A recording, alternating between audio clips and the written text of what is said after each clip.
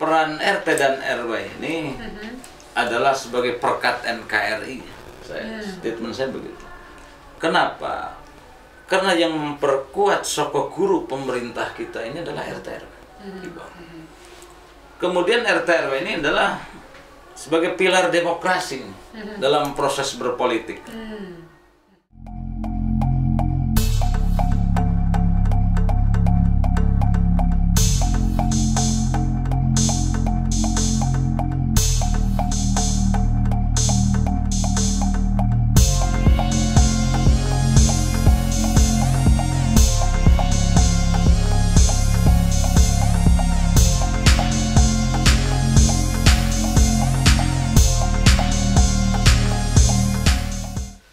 Assalamualaikum warahmatullahi wabarakatuh. Jumpa kembali di KPU Stop Pemilih Berdaulat Negara Kuat. Bersama Yeti Nurhayati, Divisi Sosialisasi, Partisipasi Masyarakat, dan Pendidikan Pemilih KPU Kota Tasikmalaya. Kali ini kita akan membahas peran RT RW untuk penguatan demokrasi elektoral. Dan kita kehadiran narasumber yang luar biasa, ada Bapak Dr. Andes Kospasasi MPD. Beliau menjabati sebagai Ketua Bidang Organisasi di Forum ARWT dan kebetulan beliau mewakili Bapak Ketua Forum ARWT. Assalamualaikum warahmatullahi wabarakatuh. Waalaikumsalam warahmatullahi wabarakatuh. Apa kabar Pak? Baik, alhamdulillah. Kayaknya ini agak nervous nih dekat Bapak nih. Baru ketemu. Baru ketemu. Dan narasumber yang kedua ada Bapak Mustafa Kamal SAG. Beliau Kepala Divisi Data Informasi KPU Kota Tasikmalaya. Assalamualaikum Pak Kamal. Waalaikumsalam. Apa kabar Pak? Teman pemilih, sebagaimana yang kita ketahui bahwa RT RW merupakan organisasi masyarakat yang diakui dan dibina oleh pemerintahan untuk memelihara dan melestarikan nilai-nilai kehidupan masyarakat Indonesia yang berdasarkan kegotong royongan dan kekeluargaan. Begitu pula RT RW juga diikutsertakan untuk membantu meningkatkan tugas pemerintahan, pembangunan, dan kemasyarakatan di wilayah pedesaan maupun perkotaan.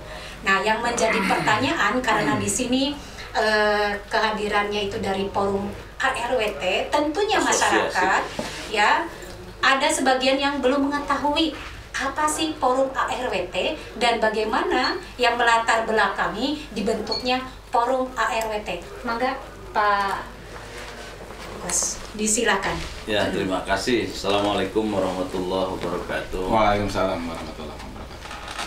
Kita dikasih tugas ya Bu ya, Ya. mengenai peran RT RW untuk penguatan demokrasi elektoral.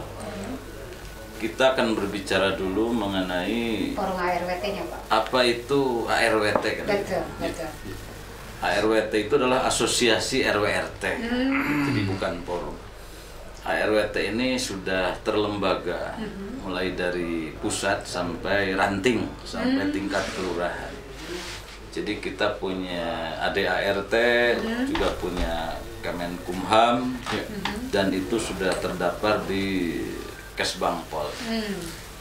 Berarti legalitasnya jelas Ya, Pak? legalitas formilnya jelas. Jadi perannya jelas, fungsinya jelas, mengacu juga kepada peraturan daerah dan Perwalkot kalau di Kota Tasik ini.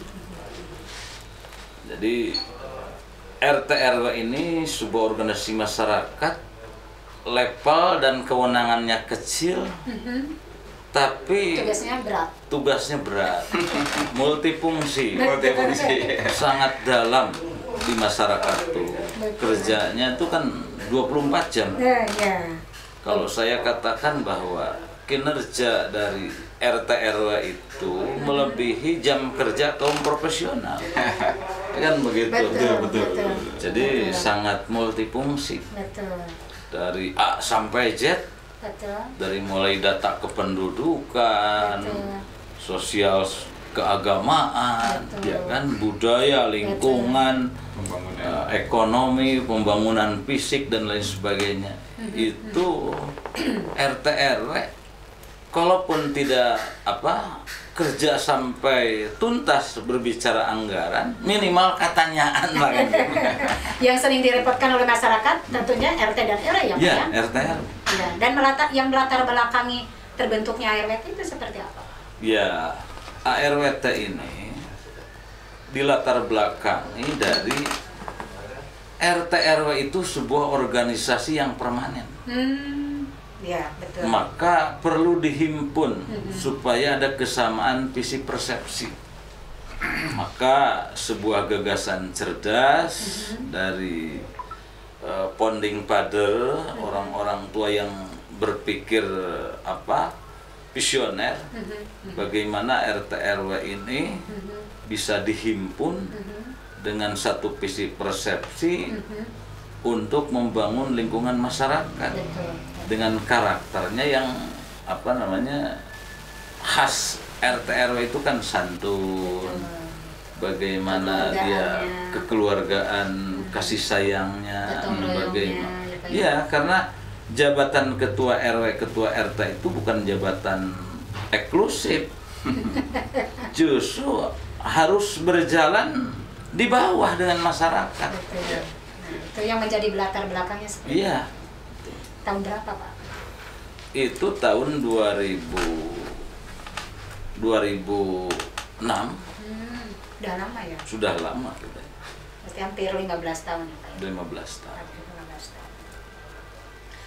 Kemudian ini yang pertanyaan yang kedua nih Pak. Ya, teman pemilih itu jadi ARWT itu luar biasa. Jadi kita sebagai masyarakat yang sering merepotkan RT RW. Ya, jadi bebannya luar biasa melebihi dari jam kerja para pejabat berarti Iya. ya. Cuma yang menjadi pertanyaan yang kedua nih Pak, ini apakah nanti mungkin ke Pak Kamal dulu. Kalau tidak salah nih Pak, dalam PerKPU nomor 11 tahun 2018 pasal 13 bahwa petugas Pantarli di sana ada kewajiban berkoordinasi dengan RT maupun RW sebelum atau sesudah coblos. Nih, saya ingin penjelasan dari Kadibdum Pak. Nah, nanti dari Pak RT apa Pak RW. Silakan Pak. Maksudnya sih apa sih koordinasi di sini Pak? Terima kasih Bu Yati. Terkait pasal 13 ayat 1 di PKPU 11 2012 bahwa petugas Pantarli itu berkoordinasi dengan RT dan RW sebelum dan sesudah melaksanakan pemutakhiran, itu bahwa RT dan RW itu diakui mereka dalam hal ini RT dan RW itu lebih mengetahui bagaimana kondisi lapangan wilayah tersebut, baik dari sisi jumlah data warganya maupun misalkan jam kerja warganya juga tahu ya. Kapan misalkan si A ditemui, kapan si B dapat diketemui gitu untuk melaksanakan pemutakhiran. Kemudian juga Pak RT Pak RW akan mengetahui juga batas wilayah. Pasti Pak RT Pak RW batas wilayah pasti tahu gitu. Makanya petugas Pantarli yang dalam ini yang diangkat oleh KPU sebetulnya pada waktu pemilihan memang petugas Pantarli ini diutamakan ya dari wilayah tersebut, dari RT tersebut. Misalkan kita akan memutakhirkan data pemilih di KRT-an 12. Nah, yang diutamakan ya petugas Pantarlinya dari sana ya, dari RT 12. Betul. Cuman tetap dalam hal ini tata titik tutupnya gitu, dalam hal etikanya memang kita harus berkoneksi dengan pihak lembaga yang mengetahui wilayah tersebut, yaitu Pak RT dan atau Pak RW. Jadi Pantarli tidak serta-merta datang begitu saja tanpa koordinasi. Iya. Tetap secara legalitas hukumnya, regulasinya bahwa petugas itu tetap kulonubun dulu mungkin. Kulonubun dulu ya. Gitu. Supaya semua proses pemutakhiran itu bisa dibantu, minimal kan diketahui karakter-karakter masyarakat yang memang mungkin berbeda-beda ya. Nah, dari Pak engkau sebagai mungkin pernah jadi RT atau RW Pak, suka dukanya menghadapi petugas Pantarli mungkin di pemilu yang sebelumnya itu seperti apa Pak? Iya, jadi begini, saya ingin katakan bahwa sebagai input mungkin ya, bagi KPU ke depan, bahwa proses dari demokrasi itu kan diawali dari sosialisasi, sosialisasi undang-undang, sosialisasi schedule KPU di daerah, kan begitu. Nah, yang saya rasakan di lapangan, sosialisasi itu belum maksimal. Bahkan saya tulis dalam tulisan saya mengenai tema ini, Bu. Ya. Mungkin nanti bisa sosialisasi ini sebelum pelaksanaan itu harus nyampe ke RW lah, ke forum RW aja lah. Nanti kan RT bisa dibangun oleh para RW kan begitu. Jadi di kelurahan itu bukannya saja organisasi level kelurahan, tetapi RW pun harus ditarik ke sana untuk sosialisasi apa yang harus dilakukan oleh para RT dan RW di lapangan. Nah, ketika sudah dibentuk dalam struktur KPU, ada PPK, ada PPX, kelurahan, ya, ada Pantarli. Nah, saya inputkan bahwa Pantarli, PPK itu sebelum dibentuk forum RW itu harus sudah dikasih tahu lebih awal. Karena jujur saja, saya dalam membentuk KPPS, kalau istilah Sunda mah radanya nyawanan, Bu. Ya, Pak. Iya. Kenapa? Saya kumpulkan semua RT di lingkungan wilayah saya, contoh. Nah, RT tersebut saya panggil semuanya, kasih informasi, walaupun saya tidak dikasih informasi dari pihak kelurahan dan PPS. Iya. Tapi saya nyanyahoanan tadi juga, hidenganan, bahwa di KRW-an saya misalnya ada 8 RT dan 3 TPS. Nah, untuk siapa yang akan duduk di TPS 1, TPS 2, ini petugasnya siapa? Berarti sudah dipetakan ya Pak? Ya, saya petakan itu, undang semua RT dan Linmas, saya undang. Nah, di sana kita berdiskusi. Setelah disepakati, saya bikin kebijakan tersendiri khusus di RW saya. Saya membuat SK. Membuat surat tugas, bukan SK. Saya membuat surat tugas atas nama RW untuk membentuk TPS di sana. Orang-orangnya saya tugaskan itu. Dan surat tugas itu saya sampaikan ke pihak kelurahan. PPS di kelurahan. Nih, untuk TPS di saya 3 TPS ini orang-orangnya. Jadi kenapa saya lakukan itu? Karena pernah tahun berapa ada masalah gitu.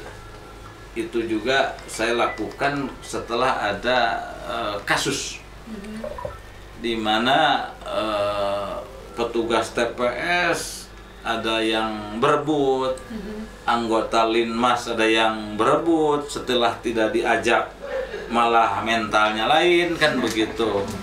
Maka saya biar tidak ada masalah terulang, saya membuat surat tugas atas nama legalitas ke-RW-an. Nah, ya saya share ke beberapa RW, ternyata ya itu bagus. Ya mudah-mudahan bisa jadi sampel, kan begitu. Nah, jadi kehadiran Pantarli itu, jadi kalau ada komunikasi sebelumnya dengan forum RW di kelurahan, itu pas ke lapangan itu sudah nyekruk, ya kan, enak. Nanti apa keperluannya? Oh, ini masalah DPT, masalah verifikasi DPS, masalah petugas, masalah tempat TPS kan enak. Betul, betul. Nah itulah apa namanya perlunya kita komunikasi yang apa namanya intent lah dari awal sebelum pelaksanaan. Ya, saya kira itu. Betul. Jadi tuh, teman pemulih, jadi Pantarlih tidak serta-merta datang ke wilayahan KRT-an atau ke RW-an. Karena kalau tidak koordinasi tentu ini akan menimbulkan permasalahan yang baru. Yeah. Barusan sudah dijelaskan bahwa makanya regulasi menghimbau, menginstruksikan bahwa Pantarlih itu harus koordinasi dengan RT RW untuk melaksanakan atau mensosialisasikan pemutakhiran di lapangan, terutama dalam hal pencapretan ya Pak ya. Yeah. Apalagi tadi barusan dijelaskan sudah ada pemetaan, itu luar biasa. Pertanyaan yang ketiga nih Pak, apakah nih mohon maaf RT ataupun RW memiliki data kependudukan yang mungkin karena di sini ada asosiasi RT RW itu direkap, mempunyai data enggak Pak? Semua RT RW itu punya data. Jadi walaupun data tersebut itu bukan instruksi instruksi dari pemerintah. Jadi saya justru dulu 2 tahun ke belakang lah, saya berharap pemerintah daerah, leading sektornya Disduk Capil gitu kan, atau lembaga terkait, saya ingin dibuatkan aplikasi data penduduk yang itu bisa diisi oleh para RT dan RW, Betul. gitu kan. Jadi ini untuk memudahkan semua, termasuk KPU gitu kan. Jadi kalau nanti KPU ingin tahu berapa sih jumlah penduduk di RW tertentu, di RT tertentu, di kelurahan tertentu, tinggal klik saja. Berarti nantinya ke depan itu apa namanya RT RW itu berbasis IT ya? Iya, harus. Ya, untuk mempercepat apa namanya pemutakhiran kependudukan terutama ya. Bukan untuk KPU saja tetapi untuk semua. Contoh sekarang lah. Sekarang kan ada program bansos kan di era Covid ini, justru regulasi program bansos sangat banyak. Betul. Ini bukan rahasia lagi. Bahwa bagaimana kisruhnya data bansos kan?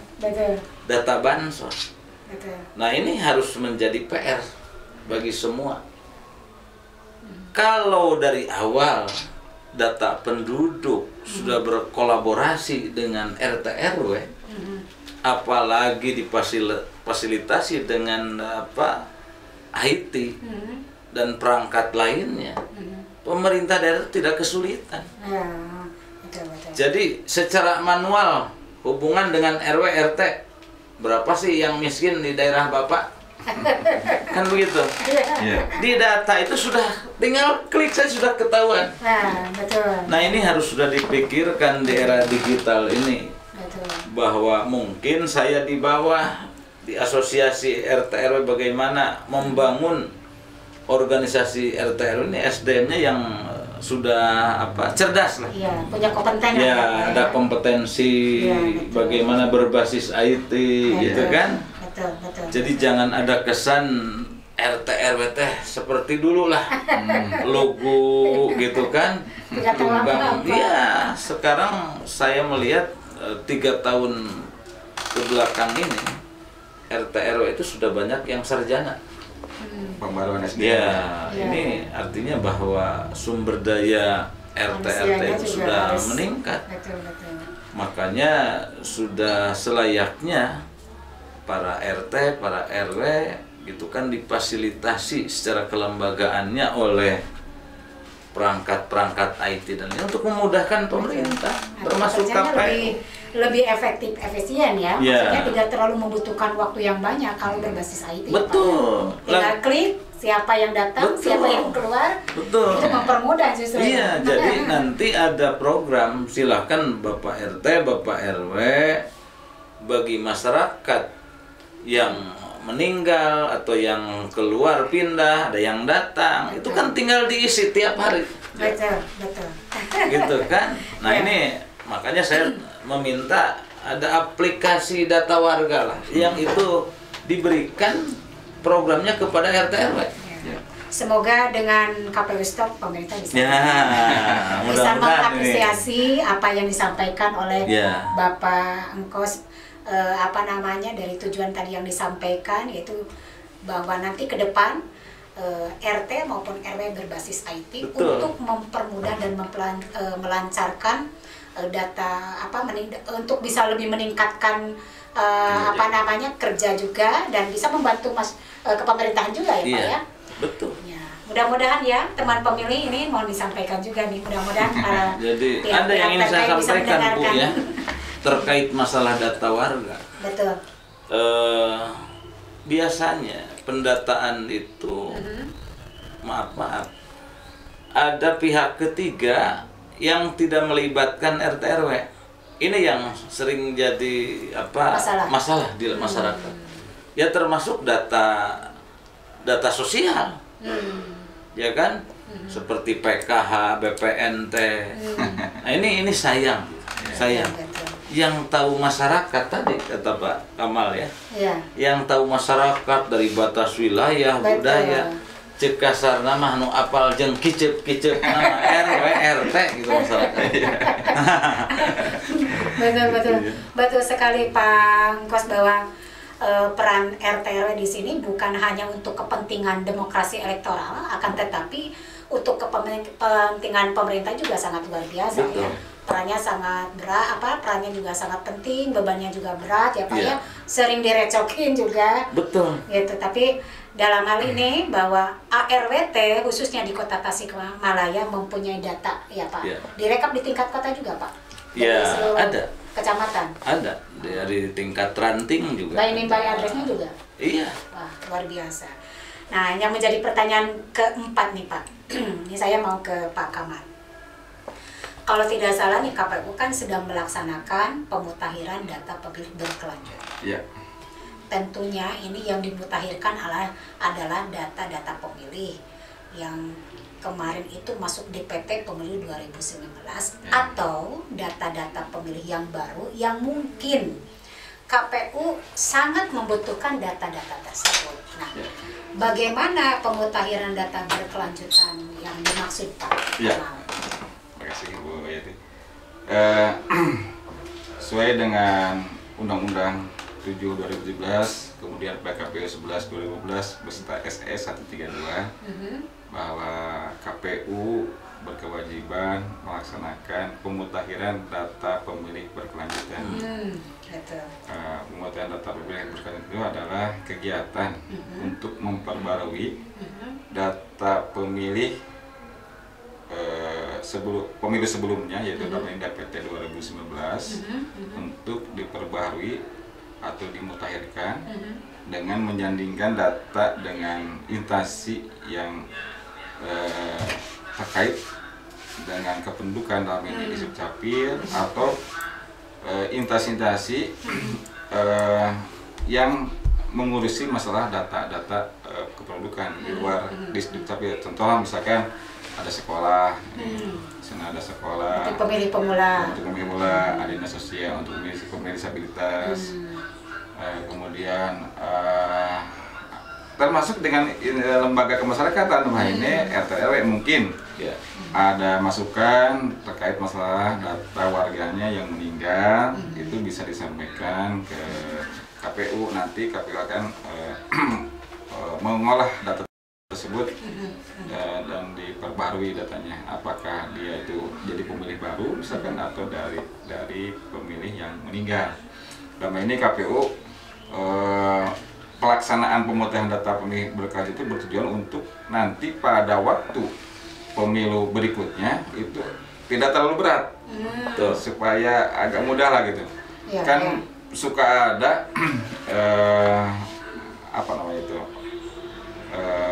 obrolan yang mengatakan bahwa tolong misalnya dari masyarakat orang ini udah meninggal 5 tahun yang lalu, tetap masih ada di DPT misalnya gitu. Ya. Yang pada akhirnya kan muncul asumsi-asumsi negatif dari peserta pemilu gitu. Ya, Seolah misalkan ada katanya data siluman gitu. Betul. Nah ini KPU berusaha untuk mengakurasi atau supaya DPT itu akurat lah gitu. Sampai jangan sampai data pemilih ini banyak gugatan, banyak berita-berita yang miring lah gitu. Tentang data ya. Dengan data. Kalau itu syaratnya Pak Kamal, mohon maaf, yang menjadi pemilih yang bisa dimutakhirkan secara berkelanjutan itu syaratnya apa saja? Oh ya, yang nanti pertama apa saja supaya mungkin Pak Kos juga tahu, mungkin para teman pemilih juga mengetahui. Ini saya juga gitu. Jadi ya. siapa tahu dengan menonton akun ini, konten ini bisa tahu bahwa yang harus nanti dilaporkan ke KPU itu misalkan yang seperti apa sih kan gitu. Jadi gini, untuk melaporkan peristiwa kependudukan, dalam ini baik kematian maupun nanti jadi pemilih baru, itu bisa oleh perorangan atau bisa kolektif ya, oleh instansi. Kalau misalkan kemarin kita mendapatkan laporan dari SMA, saya lupa lagi dari SMAN lah kalau nggak salah, itu kan melaporkan ada sekian ratus orang itu udah jadi pemilih pemula gitu, karena berusia 17 tahun. Jadi bisa melaporkan sendiri atau bisa secara kolektif, dan biasanya kolektif oleh instansi, oleh lembaga yang berskala lembaga masyarakat gitu. Nah kalau oleh personal atau individu itu bisa datang langsung ke kantor KPU, nanti mengisi form dengan membawa KTP dan KK, atau misalkan membawa KK aja gak masalah. Soalnya kan nanti ada elemen data yang harus diisikan di daftar pemilih itu, NIK dan nomor KK. Okay. Nah itu kalau kolektif nanti kita difasilitasi, di sini ada yang bisa di-download nanti di laman KPU terkait masalah ini. Bisa di website juga ya? Bisa di website juga nanti, atau mungkin bisa juga nanti kalau yang personal ya, saya lupa lagi alamat ininya. Iya. Maaf. Nanti bisa disampaikan informasi selanjutnya ya. Iya. Nah, untuk Pak Engkos sendiri, bagaimana sinergitas? Tadi kan sudah disampaikan bahwa KPU sedang melaksanakan pemutakhiran data pemilih berkelanjutan. Nah, sinergitas ARWT mengenai data dengan KPU itu seperti apa, Pak? Ya, jadi begini. Saya ingin sampaikan bahwa sering terjadi polemik ya, di masyarakat yang ujung-ujungnya menyalahkan KPU kan begitu ya. Karena memang masyarakat itu kan sekarang sudah banyak yang melek Bu ya. Sudah sangat paham tentang mekanisme pemilu ya. Termasuk yang sifatnya data kan gitu. Jujur saja termasuk saya gitu kan. Saya suka memperhatikan bagaimana kerja KPU Kota Tasik ini. Sehingga saya sering mengevaluasi data. Saya melihat bagaimana data yang disampaikan di Sdukcapil. Betul. Ya, kemudian ada data bersumber dari LPJ Wali Kota. Ada juga data yang bersumber dari pleno akhir KPU, kan begitu. Karena maaf, saya di daerah lain pernah mengevaluasi. Ketiga lembaga ini datanya beda. Aneh ini. Ya. Datanya beda.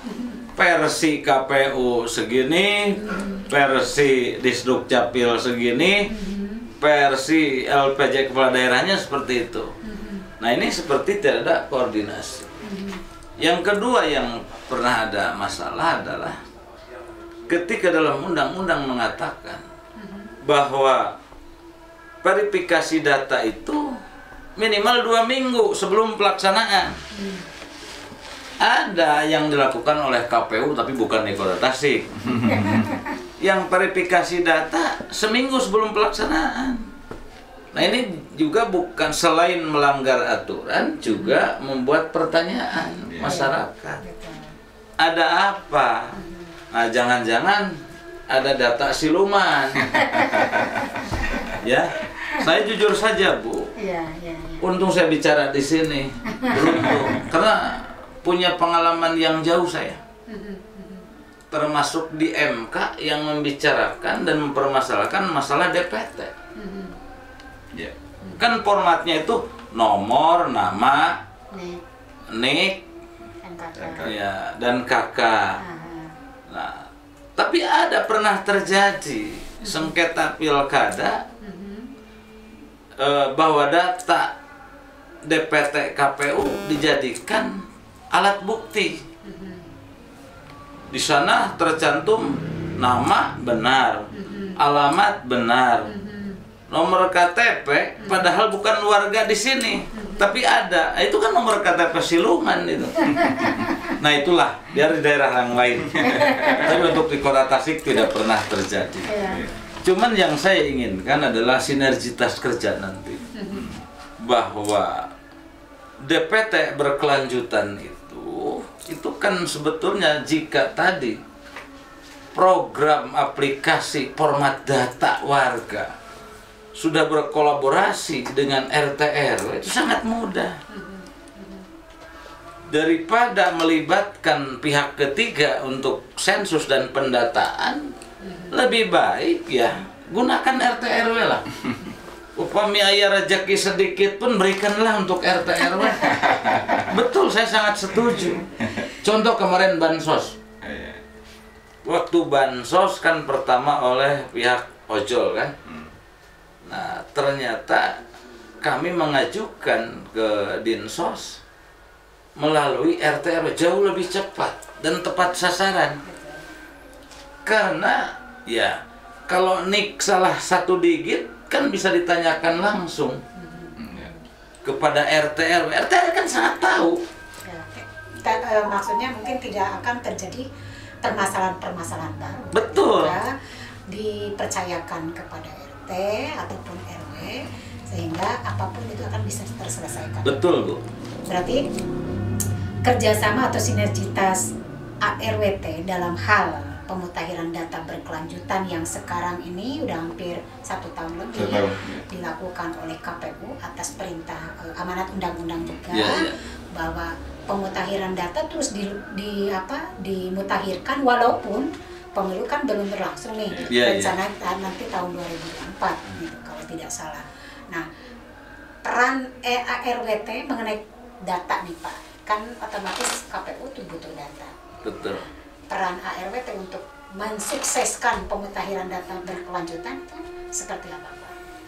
Ya, pertama yang harus dilakukan saran saya gitu ya di lapangan, ini tetap harus berdampingan dengan Disduk Capil Bu. Kalau Disduk Capil kan leading sektor, wilayah kerjanya dari dinas ke kecamatan, kelurahan, RT RW kan begitu. Nah nanti didampingi kan oleh KPU. Jadi ada kolaborasi program ini, program Disduk Capil dengan KPU, karena ada kepentingan yang sama nantinya, ya kan? Nah kami berharap dari RT RW program tersebut ya formatnya lebih baik diisi oleh RT RW dalam pendataan itu. Jadi nanti ngeling ke dinas kan dan KPU. Jadi sangat mudah. Ada yang meninggal misalnya hari ini, langsung RT RW merubah di bawah. Ya kan? Kapan saja data itu bisa diklik dan lebih akurat. Ini harapan untuk nanti ke depan ya. Iya. Nah ini mumpung ada waktu ini 3 tahun lebih lagi ya. 2 tahun ya. Kalau untuk saat ini ARWT bekerja sama dengan KPU seperti apa? Kami masalah pendataan nih utamanya untuk DPT. Kalau pendataan secara program resmi ya kita belum sebetulnya. Belum ya. Ya baru kali ini kita bisa bicara di forum ini. Dan ini KPU sudah cerdas ini. Ya melihatnya langsung melibatkan ke sasaran yang sangat penting, yaitu RT RW yang punya peran penting ya. Nah ini kan dalam rangka membangun. Iya. Ada komunikasi sangat cerdas ini, ya kan? Iya betul. Tambahan Bu Yeti terkait pemungutan data pemilih berkaitan ini memang bisa melalui offline itu kan langsung datang ke sini atau bisa melalui online ya. Cuman kalau online nanti buka aja di laman KPU di sana di website nanti bisa di sana ada form DPB kalau di jika lamannya. terjadi perubahan status kali ya Pak Kamal. Banyak sekali ini bisa jadi meninggal, pindah domisili, status TNI Polri, pensiunan maupun TNI Polri, kemudian pergantian status pernikahan. Pergantian status pernikahan ya kalau misalkan perceraian gitu kan, itu otomatis akan berubah status karena di dalam elemen data itu ada status perkawinan. Dan mungkin juga nanti ada perubahan pindah domisili misalkan perubahan alamat. Nah itulah ya Bu ya saya tambahkan. Yang terjadi yang saya rasakan dalam verifikasi ya DPS itu kenapa tidak cukup sampai 3 hari di tingkat RT RW? Ya itu tadi Pak. Jadi perubahan status, yang meninggal, yang pindah, ada yang baru. Sehingga karena kita terburu-buru dengan waktu, gitu kan, ada saja yang terlewat. Seolah-olah. Nah, ketika terlewat masalahnya dalam pelaksanaan gitu. Saya juga suka kasihan kepada petugas TPS ya. Pantarli lah khususnya ya. Pantarli diserang warga. Saya ini kenapa saya nggak ada? Itu kan kembali dia marah-marah RT RW. Nah ini jadi kena buntutnya itu terus. Resiko itu. Oke, ini pertanyaan terakhir nih Pak. Khususnya untuk Pak Angkos sebagai ketua bidang organisasi nih, atau nanti mungkin bisa ditambahkan oleh Pak Kamal. Bagaimana nanti ke depan, gitu Pak ya? Nanti kan kalau tidak salah kita akan melaksanakan pemilu serentak di tahun 2024, pemilu nasional dengan pemilu daerah. Pileg Pilpres, kemudian Pilgub dan Pilkada itu akan dilaksanakan pada tahun yang sama secara serentak, seluruh Indonesia. Nah, bagaimana nanti sinergitas nih Pak? Karena ini kan katanya tadi mau membangun nih, pembangunan sekarang, pembangunan komunikasi antara KPU dengan ARWT. Bagaimana nanti sinergitas dalam kegiatan sosialisasi program-program KPU antara KPU dengan ARWT? Ya, jadi begini, program ini jelas membutuhkan kerja besar ya.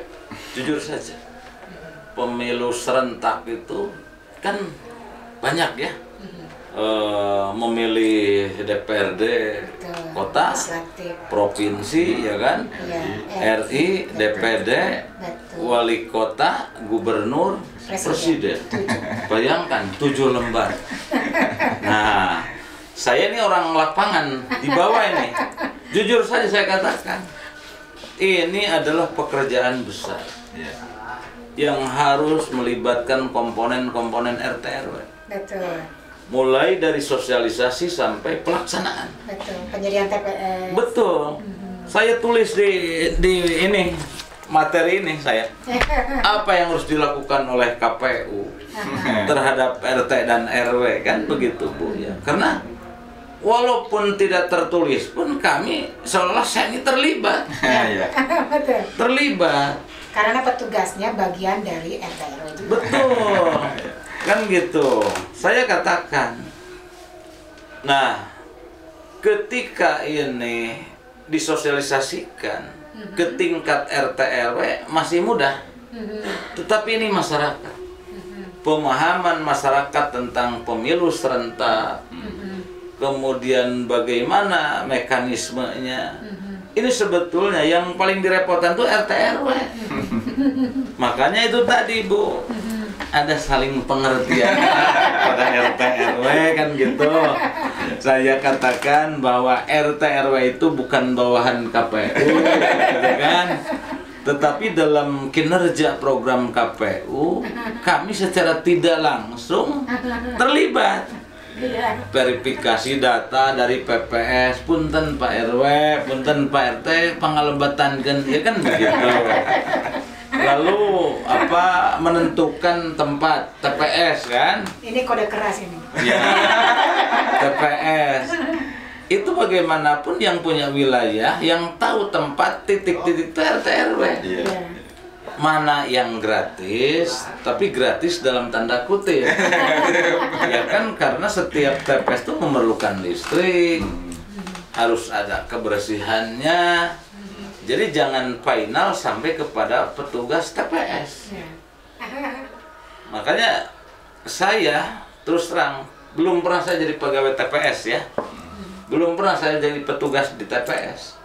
Tapi malah saya yang memetakan orang-orang yang duduk di TPS. Malah kerja saya di lapangan tidak jauh beda dengan anggota TPS. Iya. Di awal saya ditelepon oleh petugas keamanan dari Polsek, dari Babinsa. Pak, mau ngontrol jam 3 malam. Ya, saya harus hadir di sana. Kan gitu. Tolong anggota KPPS berbaris di sana. Ya kan saya piket, padahal saya bukan petugas. Jadi ada kerja moral di sana. Iya. Kan gitu. Untuk suksesnya pemilu. Ya, gitu ya. sukses karena saya pun sebagai ketua RW di lingkungan saya 3 TPS tidak mau ada masalah. Jadi intinya bahwa RW RT bertanggung jawab besar terhadap berhasilnya, suksesnya pemilu. Nah, maka sangat bagus, ide cerdas ini. KPU ingin berkolaborasi dengan RT RW, luar biasa. RWT ya? Iya, RWT. Ya. Berarti itu teman pemilih bagaimana sudah kita dengar bersama bahwa peran RT RW untuk penguatan demokrasi elektoral tanpa diminta pun mereka dengan sukarela membantu kami khususnya di KPU untuk bisa bagaimana supaya bisa pemilu itu sukses. Itu semua peran tanpa syarat mereka mau terlibat di dalam kegiatan tersebut. Untuk terakhir nih Pak, mohon closing statementnya dari Pak Kamal dulu, nanti Pak Agus. Mas Boy, closing statement saya bahwa KPU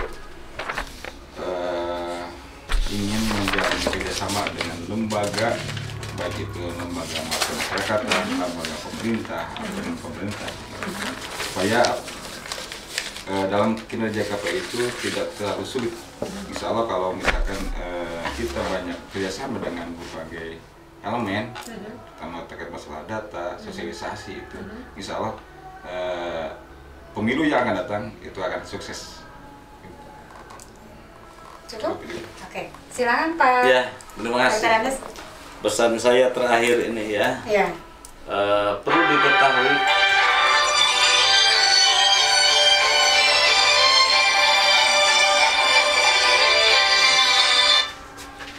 Perlu diketahui bahwa peran RT dan RW ini adalah sebagai perkat NKRI. Statement saya begitu. Kenapa? Karena yang memperkuat sokok guru pemerintah kita ini adalah RT RW. Kemudian RT RW ini adalah sebagai pilar demokrasi dalam proses berpolitik. Peran RT dan RW ini adalah sebagai perkat NKRI. Statement saya begitu. Kenapa? Karena yang memperkuat sokok guru pemerintah kita ini adalah RT RW. Kemudian RT RW ini adalah sebagai pilar demokrasi dalam proses berpolitik. Jadi kalau sekarang temanya demokrasi elektoral, bagaimana multinya pemilih, bagaimana damainya para pemilih di lapangan walaupun beda pilihan. Betul. Nah di sini RT RW berperan bagaimana secara psikis, secara moral bahwa RT RW bisa meredamkan kondisi. Ya inilah pilar demokrasi kan. Betul. Nah, saya juga ingin katakan proses politik itu adalah untuk menghasilkan pemimpin atau kekuasaan. Tujuan dari kekuasaan adalah pembangunan. Betul. Maka proses pembangunan itu sudah mutlak harus melibatkan RT RW. Nah, jika itu dilakukan, pembangunan apapun tidak akan terasa oleh masyarakat. Betul. Maka eksistensi RT RW ini sangat diperlukan dalam proses pembangunan. Saya kira itu saja. Oke, terima kasih Pak Dr. Andes Engkos Kosasi MPD dari perwakilan dari ARWT sebagai Ketua Bidang Organisasi dan Pak Kamal sebagai Kepala Divisi Data dan Informasi KPU Kota Tasikmalaya. Demikian teman pemilih, bincang-bincang kali ini di KPU Stop yang temanya tadi sudah disampaikan adalah peran RT RW untuk penguatan demokrasi elektoral sudah selesai. Semoga ini menjadi bahan edukasi. Sampai jumpa di KPU Stop Pemilih Berdaulat Negara Kuat. Wassalamualaikum warahmatullahi wabarakatuh. Waalaikumsalam warahmatullahi wabarakatuh.